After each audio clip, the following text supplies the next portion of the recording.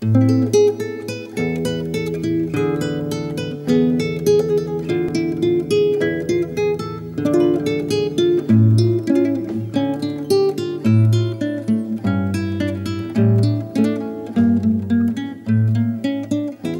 чехрык моей коллекции появился, это вот этот.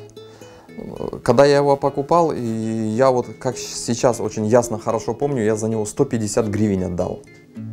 Это 6-7 лет назад.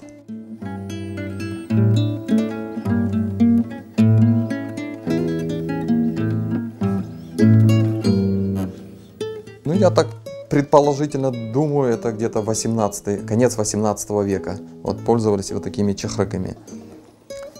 Вот это начало 20 века. Вот.